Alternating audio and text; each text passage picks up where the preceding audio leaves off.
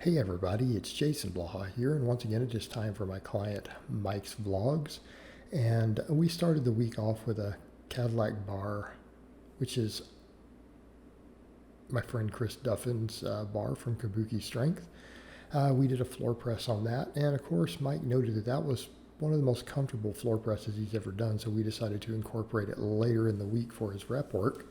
It seems like the lifts got out of order here for these files because his seal rows are later in here when they should have been right after the pull-ups. But we did, for supplemental work, we did close grip and neutral grip pull-ups. He did JM presses, although we're going to have to rotate this a little bit because he's starting to get a little bit of elbow inflammation.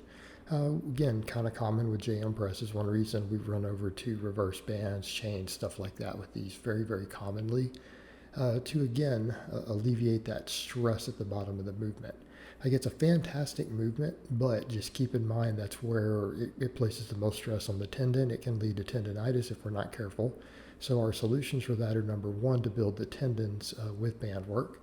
And then if we have to do variations of it, we use accommodating resistance to unload the bottom to relieve that stress, but to still be able to use the JM press pattern.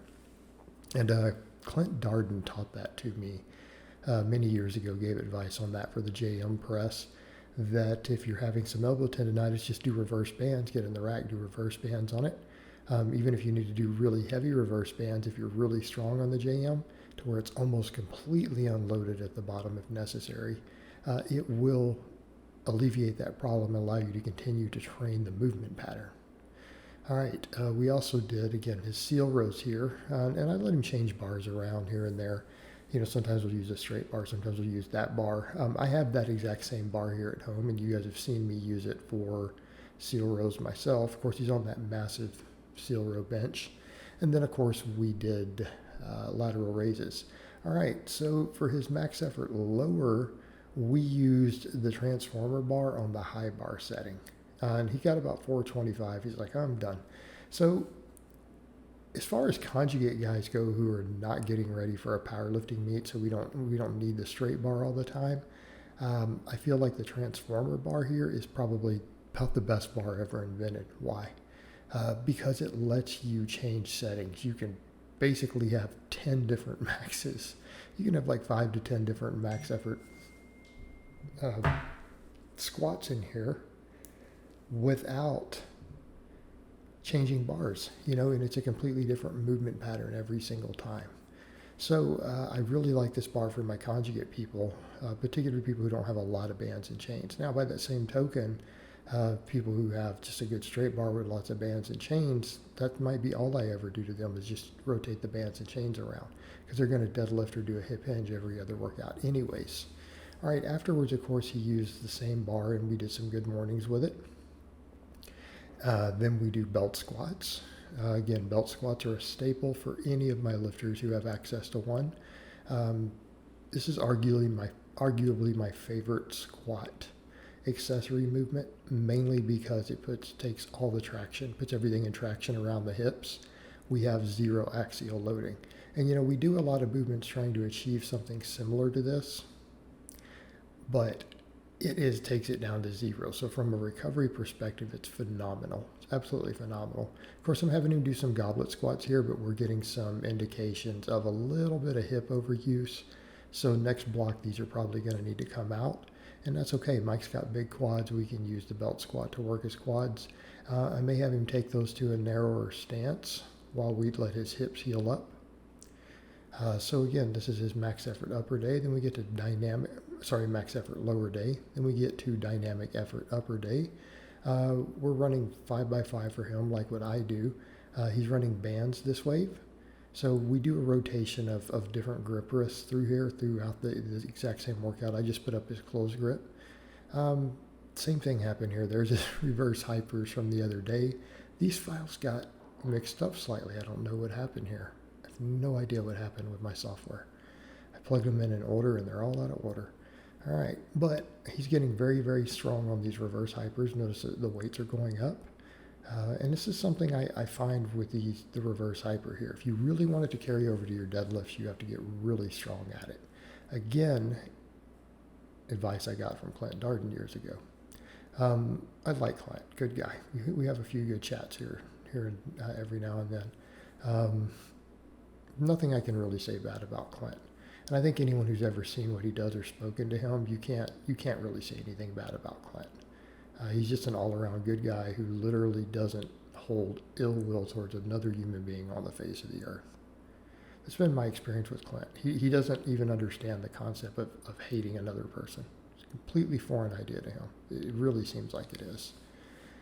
So he kind of gave me tips on that years ago, and he was very, very right, and I appreciate that. All right, so after all of that, we have more JM presses. Then, of course, we have the back work, which seems to all be in order now. So we have the neutral grip pull-ups. And then, of course, we have the seal rows.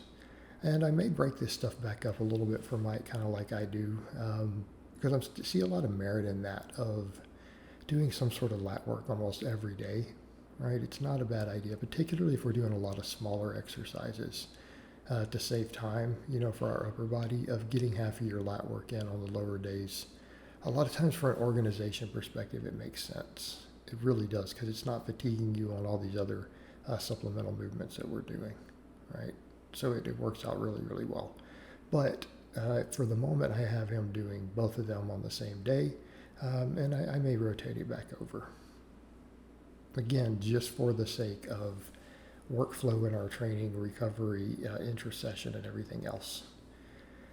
Because it does seem like sometimes some of the lifters, it's a lot to handle all that back work on their upper day, when those same muscles can actually work very effectively on your squat and deadlift days, as long as you put it in the right spot in the program, depending upon what you're doing that day. Like if you're doing good mornings, you're probably going to need to put it after them. But if you're not doing good mornings and you're doing stuff that has no loading of the spine, well, you can start with it. Then, of course, we do lateral raises, which notice his shoulders are finally thickening up a little bit again. And, of course, Mike has lost quite a bit of weight, and he's been cutting. And now we can see, more of what he looks like now that he's been losing body fat. But keep in mind, Mike bulked for 2 years. All right, we bulked for 2 years straight, a nice, slow, steady bulk, and went up to 230. When I say a steady bulk, I'm talking maybe a pound and a half a month for 2 years straight. Now, he gained some body fat in there, but he gained a lot of strength and a lot of size. And sometimes you have to do that for an advanced lifter. All right, for dynamic effort lower, of course, we did use a safety squat bar. And he might have used the kabuki bar for that, for box squats against bands. Of course, then we did sumo, because he wanted to specialize in sumo for a little bit. Now that he's got his sumo deadlift up, he's like, it's really pushed the sumo. And of course, what happens when we do too much of that? Hips start to get inflamed. Of course they do. This is why we have to rotate a lot of these things sometimes. They have to be rotated sometimes. It's just the nature of the game. Again, to keep the hips healthy. All right, for supplemental lifts on his lower, we did good mornings with the transformer bar on pretty much, I think, a safety bar type setting. Again, I like these. I like these for higher reps. I like them for lower reps sometimes too, but they do tend to beat you up unless you're doing them for maxes, in place of a deadlift, which is, again, something a lot of my lifters do, including Mike. But otherwise, I like to keep them a little bit higher rep, purely because we're using them to gain muscle. Of course, then he did belt squats, goblet squats, and then he finished up with reverse hypers here at the end. So again, notice that wide stance he uses on the belt squats. Right? We've got that really wide stance. It carries over really well to the power squat. But then if you think about it, look at what we're doing with his hips right now. We've been doing all this sumo pulling, sumo speed work, everything wide stance. Now the hips are starting to get a little inflamed, okay? So again, it's time to bring this stuff back in, right? Work a little more on the quads, take the hips out, and then continue to work posterior chain with things like the good mornings and the reverse hyper extensions. So again, it's all a balancing act with how we balance all these things out.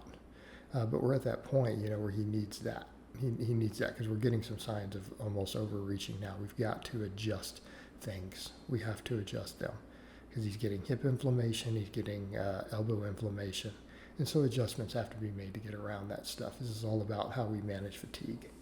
All right, guys, but that's really all I have to say on that today. I hope it's been informative, and I'll talk to you guys next time.